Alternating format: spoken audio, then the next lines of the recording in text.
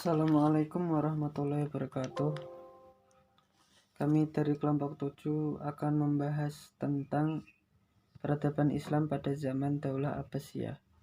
Sebelumnya perkenalkan dulu dari kelompok kami ada Mas Abiqul Fikriansyah dan Nurul Azizah.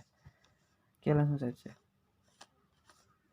Peradaban Islam mengalami masa keemasan pada zaman dinasti Abbasiyah. Dinasti Abbasiyah merupakan lanjutan dari kekuasaan dinasti Umayyah. Jadi sebelum dinasti Abbasiyah lahir ada dinasti yaitu dinasti Umayyah. Ketika dinasti Umayyah runtuh, beralihlah kekuasaan yaitu ke dinasti Abbasiyah. Kenapa dinamakan dinasti Abbasiyah? Karena para pendiri dari penguasa dinasti ini berasal dari keturunan Abbas, yaitu paman Nabi Muhammad Shallallahu Alaihi Wasallam. Sejarah dinasti Umayyah. Nama dinasti Abbasiyah berasal dari nama salah satu paman Nabi yang bernama Al-Abbas ibnu Abdul Muthalib ibnu Hisham. Dinasti Abbasiyah juga didirikan oleh Abdullah Al-Safah ibnu Muhammad ibnu Ali ibnu Abdullah ibnu Al-Abbas.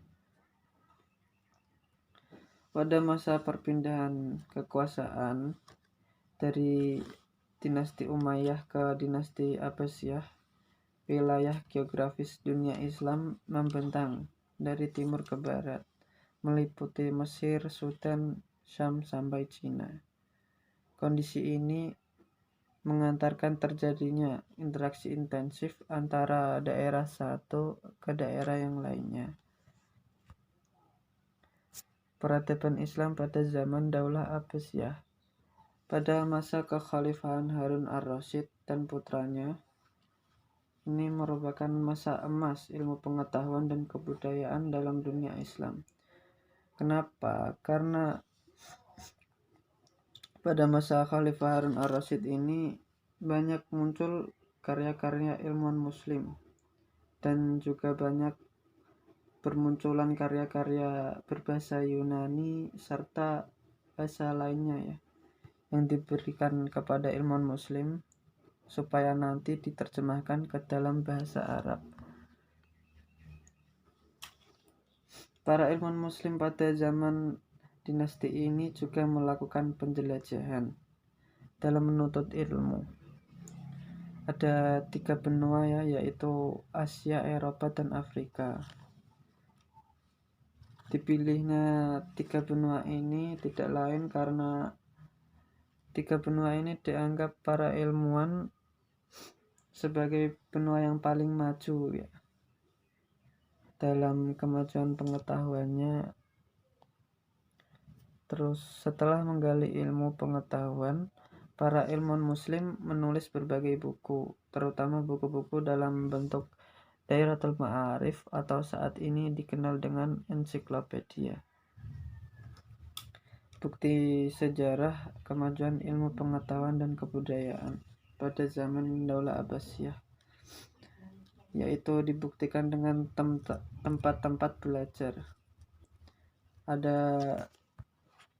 5 Pertama ada Kutab. Kutab ini merupakan tempat belajar untuk tingkat pendidikan rendah dan menengah. Kalau di Indonesia sendiri itu seperti SMP dan SMA Terus yang kedua ada masjid, tempat belajar untuk tingkat pendidikan yang lebih tinggi. Terus majelis muhadharah itu adalah tempat untuk bertemunya para ulama, sarjana ahli fikir untuk memecahkan masalah ilmiah. Ini seperti forum diskusi ataupun bisa dikatakan acara seminar gitu ya. Terus yang keempat ada Darul Hikmah. Itu merupakan perpustakaan terbesar pada masa Bani Abbasiyah. Dan yang terakhir madrasah. Madrasah ini seperti kutab tadi ya. Cuman madrasah ini lebih lengkap, yaitu mulai dari tingkat rendah sampai perguruan tinggi. Oke, lanjut. maraknya kegiatan menerjemah. Kemajuan yang dicapai umat Islam pada masa Abbasiyah ini, khususnya pada Khalifah Al-Mansur, salah satunya disebabkan oleh kegiatan penerjemahan buku bahasa asing ke bahasa Arab. Buku-bukunya antara lain itu ada sejarah ilmu kalam filsafat, ilmu kalam, ilmu pasti, musik, dan lain-lain.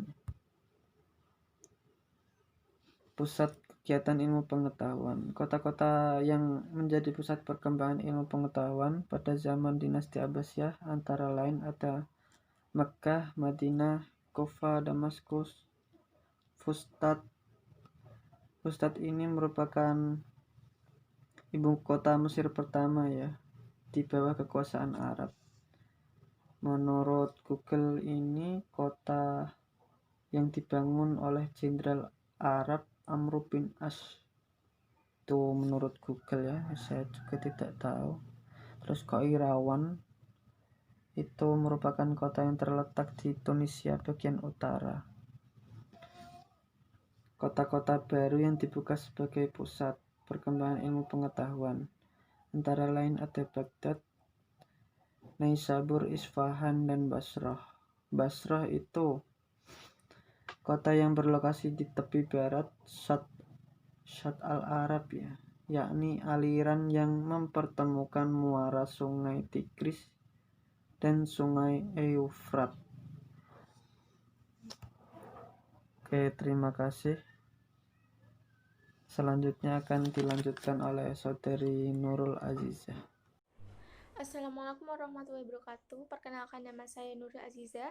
Saya akan melanjutkan presentasi dari pemateri yang sebelumnya.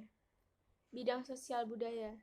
Salah satu kemajuan di bidang sosial budaya adalah adanya proses akulturasi dan asimilasi masyarakat. Seni arsitektur yang dipakai dalam pembangunan istana dan kota-kota seperti pada Istana Khosrul Zahabi dan Khosrul Huldi.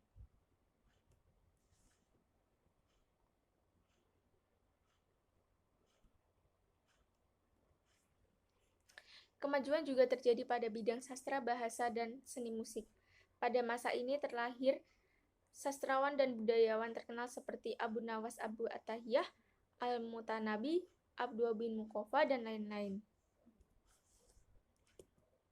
Bidang politik dan militer. Pemerintahan dinasti Abbasiyah membentuk Departemen Pertahanan dan Keamanan yang disebut Diwanul Jundi. Departemen ini yang mengatur semua yang berkaitan dengan kemiliteran dan pertahanan keamanan. Terbentuknya lembaga ini karena banyak terjadinya pemberontakan, dan bahkan beberapa wilayah berusaha memisahkan diri dari pemerintahan dinasti Abbasiyah. Tokoh yang berperan dalam kemajuan peradaban Islam pada masa Daulah Abbasiyah. Yang pertama, Abu Ja'far Al-Mansur. Abu Ja'far Al-Mansur adalah putra Muhammad bin Ali bin Abdullah bin Abbas bin Abdul Muthalib. Ibunya bernama Salamah. Abu Ja'far Al-Mansur merupakan saudara dari Ibrahim bin Muhammad dan Abdul Abbas bin Muhammad. Abu Ja'far Al-Mansur adalah peletak dasar sistem pemerintahan dan pengatur politik Daulah Abbasiyah. Abu Ja'far Al-Mansur dikenal juga sebagai khalifah yang berpikiran maju, pemberani, dan rapi dalam pemerintahannya. Dalam pemerintahannya, ia sangat rapi, mulai dari daerah desa hingga ke tingkat pusat diatur dengan sangat rapi. Yang kedua, Harun ar-Rasyid. Harun ar-Rasyid adalah khalifah kelima dari kekhalifahan Abbasiyah. Harun ar-Rasyid memerintah tahun 786 hingga 803 Masehi. Khalifah Harun ar-Rasyid terkenal sebagai khalifah yang taat dalam beragama, dermawan, dan mencintai ilmu pengetahuan. Beberapa usaha Khalifah Harun ar-Rasyid dalam kemajuan ilmu pengetahuan dan peradaban Islam antara lain mengangkat wazir, menjaga keamanan dan ketertiban negara, mengembangkan berbagai ilmu pengetahuan, serta meningkatkan kesejahteraan rakyat.